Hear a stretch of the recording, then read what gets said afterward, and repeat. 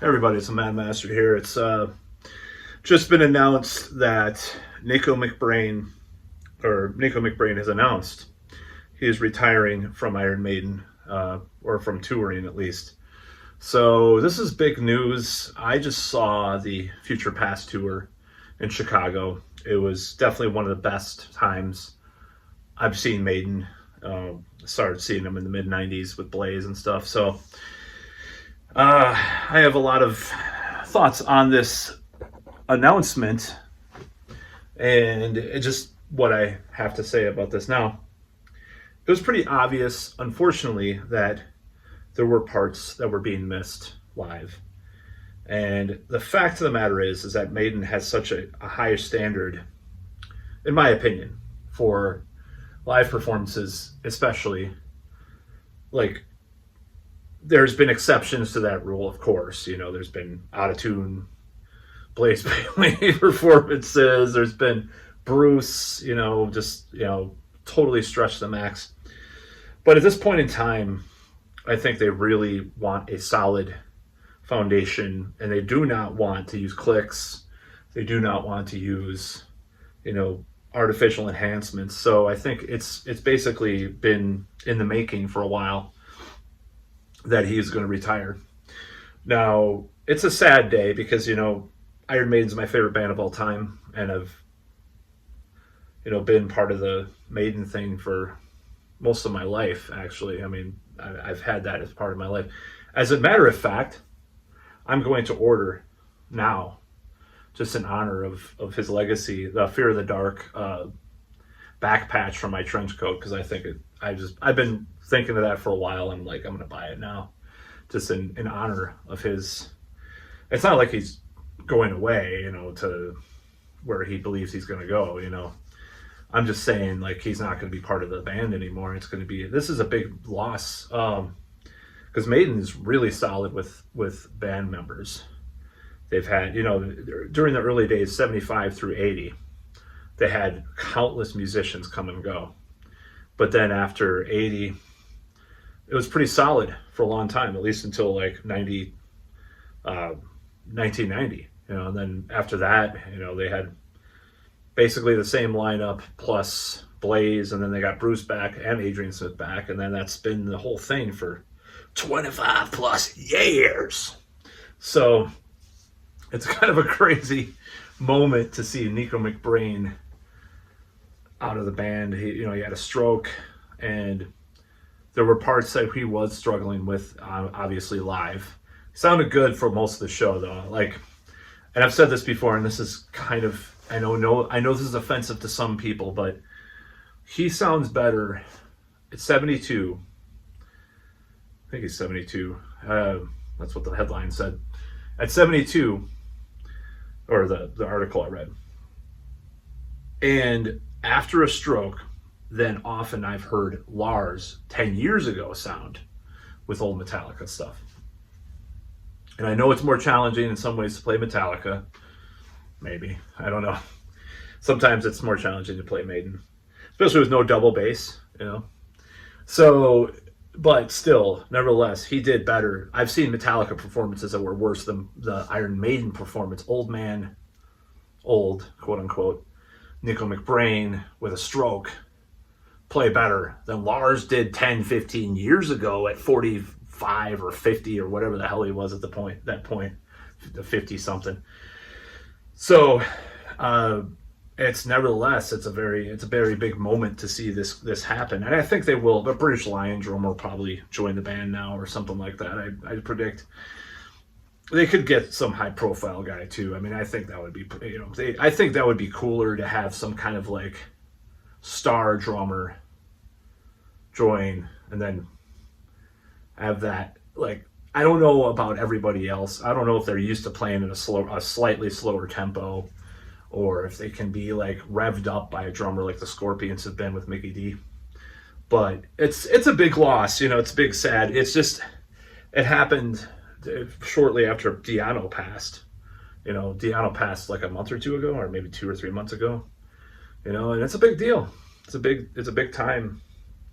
It's an interesting time to be an Iron Maiden fan, because like this tour was just such a unprecedentedly like unexpected moment with somewhere in time stuff being celebrated, which I'm going to do another video that is related to that. You'll see, watch some of my more new age content coming up. It's a very interesting story.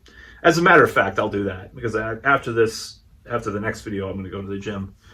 But nevertheless, this moment is sad for me. It's actually sad. It's actually a downer. It's just sad. It's a sad moment because it's just like, wow, that's been quite a run. 42 years in the band. Like, wow, that's a long time to be in a band, And there were moments where, there's stuff I love with Nicko McBrain. More recently, he kind of had some habits, in the drums, and the songwriting was kind of, it could have been a little better at times, or a little more interesting. But he was great, and he's a great person, great personality, hilarious, humorous guy, very quick-witted guy. So it's a loss. And he had an instructional video in the mid-'80s, the drums of the beast, or what, beat of the beast, or whatever, Nicko's like spoken word thing on the B-sides, like just a lot of stuff that he did over the years, and he really vamped them up. He ramped them into the more prog influence material on Peace of Mind. I love Clive Burr, but I'm just saying, like, they're both very unique drummers. So farewell to Nicko McBrain. Yeah, it's a moment where we wonder what's going to happen next with Maiden. This is a big deal. It's a big news. Like, this is the biggest news. If they're going to break. I don't think they'll break up because they have a tour planned for next year already. Like, whoa, So I don't know what they're going to do. They probably will have a new drummer. I mean, it'll be their 5th drummer, I believe. Remember, Thunderstick was one of their first drummers. He has this infamous rehearsal tape, where he released little snippets of it several years ago, which I would love to hear the entirety of. It's awesome.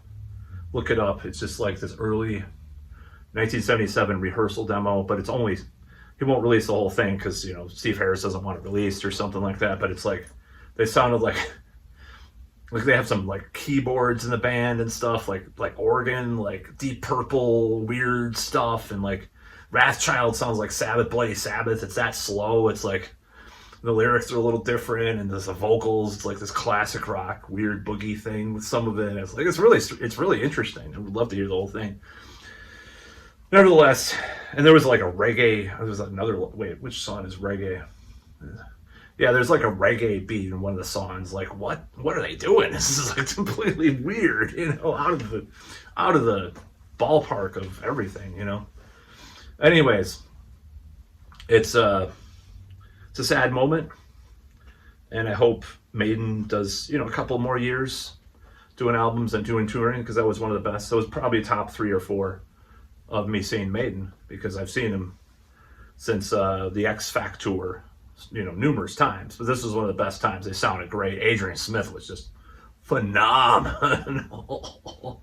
His tone, he like nailed the tone, And the rest were good too. I'm just saying that was a highlight. And Bruce too. Bruce sounded fantastic. That's another thing. Bruce can sing still at his age. That he can hit those notes. It's a miracle in a way. Like, I know Glenn Hughes has that miracle thing too. But like, it's kind of a miracle that he can sing like that still. It's amazing. So, I mean, if they do tour next year, I will probably go, because it was amazing. I saw King Diamond recently. Was not as good as Maiden. Love King Diamond. I saw him in the 90s. The 90s ones, Merciful Fate and King Diamond. I'll be honest, it was better, because there was more of this fun, like, a little more disorganized thing about the King Diamond shows. It wasn't as like pompously presented or more, more to the, to the beat, just like more, just too organized. Lack of 90s material too. I still loved it, but it wasn't as cool as seeing him back in the day in the clubs, that he was playing in the 90s, like the or early 2000 as well, when I saw So that tour and the House of God tour, and that was amazing too. And I got to shake his hand, but never shook Iron Maiden's hand. But I got to see Maiden so many times. But yeah, Nicko McBrain leaving the band, leaving the touring thing, and they tour. That's what they're about. Is Iron Maiden? Iron Maiden's about touring. They're about live shows. Steve Harris has always said this. When the downloading thing was getting big, with the Napster controversy, he's like, I don't bloody care. I'm just gonna play live. It doesn't matter. He just had this like aloof attitude about it that was just like the antithesis of Lars Ulrich. It was awesome. If you caught the interviews during that time, read some of those quotes, it was just like, oh man, this guy's awesome. And they still sell albums. They still sell a lot of merch, obviously. Bobbleheads and Eddie and stuff. I mean, they're plenty rich from that. There's just like saying screw you to this like attitude that Lars had and stuff. And I'm bashing Lars in this video, but it's true. It's true. It's true. I'm sorry. So, anyways, I wonder who's going to join. I mean, they might get the British Lion guy at least temporarily, and maybe it'd be cool if they had someone like. It's like when they got Scott, you didn't switch from Les Binks to Scott Travis. You had Dave Holland and then Drum Machines and then Scott Travis, right? Judas Priest. But someone like younger and more, kind of maybe a little bit more contemporary, not contemporary like, metalcore or gent or some new metal stuff. I mean, like more contemporary, like, get the guy from, I don't know. Trying to think of more bands. I mean, not Dragon Force, but just some modern drummer. You know, there's a lot of modern prog drummers and modern metal drummers. Even an extreme drummer, you know, you can get someone like that. Or maybe Portnoy. If Portnoy wasn't in Dream Theater again, he probably would be like, sign me up, dude. He'd probably do it. But if he didn't rejoin Dream Theater, he'd be up there. But you know, there's plenty of new guys out there. They should do something like that. Get a younger, slightly younger star. You know, they could get Mickey D. You know, if Scorpions weren't going, you know, someone like that. They could get plenty of people could play the Maiden stuff. You know, you can get I mean, the unfortunate thing is when I think of power metal drummers, I'm like, oh man, they play to this click kind of crap. You know, I'm trying to think of like someone. See, I'm not some problems like Sabaton, Powerwolf, you know, Beast in Black, Battle Beast. It's like going through all these power metal drummers, but you know, they need someone that has old school mentality that can play. Doesn't have to play with a click, doesn't have to play with the quantized crap, because a lot of that's why I hate a lot of power metal and traditional metal nowadays, is because of that kind of rigidness in the recording and the presentation. But they need someone more old school, maybe someone that's like a 90s era drummer, you know, that could work. The 90s era, 90s maybe power metal era, but you know, or traditional metal or whatever. I don't know. Jar Zombek, you know. That's a little more proggy. I don't know if he'd want it, but he played with Halford. Hey, that would be pretty cool. Him playing with Iron Maiden, that would be pretty nuts, man. That would be Bobby Jar Zombek, someone like that. You know, I'm just trying to think of more names. But anyways, I'm not going to do that. I'm not going to waste your time thinking about drummers, or waste my time. That's about all.